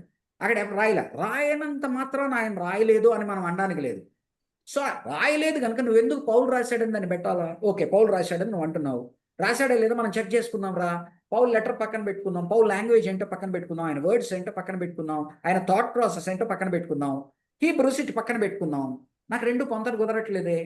కాబట్టి అనవసరంగా దానికి పౌలు పేరు ఎందుకు యాడ్ చేయాలా? ఎవరు రాస్తే ఏంటి? అర్థమవుతుందా ఆనంద్ గారు? అది రాయలేదని దాన్ని డెనిగ్రేట్ చేయట్లే. రాశాము అంటున్న వారితో ఏందయ్యా రాశాడు అంటున్నారు, ఏంటి చూడండి, ఆలోచించండి అని చెప్తూ ఒక స్కాలర్లీ ఒపీనియన్ ఫామ్ అయిపోయింది. కానీ 1500 కింగ్ జేమ్స్ వర్షన్ నుంచి ఏంటంటే టెక్స్టస్ రిసెప్టమ్ అని ఒకటి ఉండేది వాళ్ళకి, అంటే రిసీవ్ చేసుకున్న టెక్స్ట్, ఆ టెక్స్ట్లో నుంచి వచ్చింది. మోర్ ఓవర్ మన తెలుగు ట్రాన్స్లేషన్స్లో అసలు మీరు కనుక ఇంగ్లీష్ ట్రాన్స్లేషన్కి తెలుగు ట్రాన్స్లేషన్ చూశారంటేనే చాలా కష్టాలు ఎదుర్కొంటారు ప్రీచ్ చేసేటప్పుడు. ప్రీచర్స్కి మీకు తెలుసు. అండ్ ఇంగ్లీష్ ట్రాన్స్లేషన్ కదా ఆనంద్ గారు, చాలా డిఫరెన్స్ ఉంటుంది. ఇంకోటి ఏంటంటే అసలు గ్రీక్లో నుంచి గ్రీక్ కనుక మనం ఒరిజినల్ చదవాలి, నాకు హీబ్రూ అంత బాగా రాదు, ఓకే జస్ట్ నేర్చుకున్నాను. కానీ గ్రీక్లో చదువుతున్నప్పుడు ఒక పందా ఉంటుంది. ఆ పందా ఏంటంటే నువ్వు ఏదైతే ఫస్ట్ మాట్లాడాలనుకున్నావో దాన్ని ఫస్ట్కి తెస్తావు. తెలుగులో ఏమవుతుందంటే ఆఖరికి గ్రీక్లో ఏదైతే ఫస్ట్ ఎంఫసిస్ ఇవ్వాలని పెట్టాడో ఇది లాస్ట్లోకి వచ్చేస్తుంది. సో ఎట్లా బోధించాలా అంటే అర్థం అదే, 4 సెంటెన్సులు ఉంటాయి. ఆ 4 సెంటెన్సుల్ని గ్రీక్లో ఒక దాన్ని ఏమంటారు, ఒక ఫార్మాట్లో పెడతాడు. ఆ గ్రీక్ గ్రామర్ ప్రకారంగా ఫార్మాట్ ఏంటంటే దాని ఎంఫసిస్ ఎక్కడ ఉంది, పార్టిసిపల్ ఏది, వర్బ్ ఏదని. తెలుగు ట్రాన్స్లేషన్లోకి వచ్చేటప్పటికి great work our translators has done, but when you read either the original language or closer to the version English language చదివినప్పుడు తెలుగు బైబిల్ అసంతృప్తికరంగా ఉంటుంది. Don't take my words wrong. If you read in Greek or in English హ్యాబిచువేటెడ్గా, only తెలుగులోనే ఉన్నవారు, తెలుగులోనే చదివే వారికి ఇంకా వాళ్ళకి ఇంగ్లీష్లో చదివి ఉండరు, వాళ్ళకి గ్రీక్ తెలియదు కనుక ఇంకా అది వేరే కథ. There is no argument. అందుకని తెలుగు చర్చిల్లో ప్రీచ్ చేస్తున్నప్పుడు ఈ కాంట్రవర్సీలోకే పోం. ఏం చేస్తాం, తెలుగు బైబిల్ ఏం చెప్తా ఉందో అవసరం ఉంటేనే గ్రీక్లో ఇలా అనబడిందనో ఇంగ్లీష్లో అని చెప్తాం. కానీ వీళ్ళున్నంత వరకు ప్రీచర్ ఏం చేస్తాడు, ఎయిదర్ తెలుగు టెక్స్ట్ ఫార్మాట్ నన్నా దాన్ని ఏమంటారు ప్రోగ్రెస్ నన్నా ఫాలో అవుతాడు, లేకపోతే ఆ 4 వచనాలను తీసుకొని, నేను చేసేది ఆ 4 వచనాలను తీసుకొని ఆల్రెడీ గ్రీక్లో ఎట్లుందో ఇంగ్లీష్లో ఎట్లుందో నాకు తెలుసు కనుక ఇక్కడ నేను జంబుల్ చేస్తాను. అంటే ఈ తెలుగు దాంట్లో 4వ పాయింట్కి చెప్పినా నేను దాన్ని ఫస్ట్ పాయింట్లోకి తెస్తాను. అది ఇట్ డిపెండ్స్. సో ఈ కారణాలు అన్నమాట. So it is a small thing whether Paul has return or not, but there is scholarly unanimity that Paul has not return. ఏ కామెంటరీస్ అంటే కొద్దిగా స్కాలర్లీ కామెంటరీస్కి వెళ్ళినా కూడా దాని ఫస్ట్ లైన్లను కొట్టిపారేస్తారు. So no need to know about the commentaries. ఓకేనండి, ఇంకెనీ other doubts? Thank you brother. Brothers and sisters, any other doubts? మరి డౌట్స్ లేకపోతే మరి ఆనంద్ గారు ప్రార్థన చేయవలసిందిగా కోరుకుంటున్నాను. ముగించుకుందాం. ఆనంద్ రావు. Father, we thank you and praise you, Lord, for this wonderful class you have given us today, and thank you for the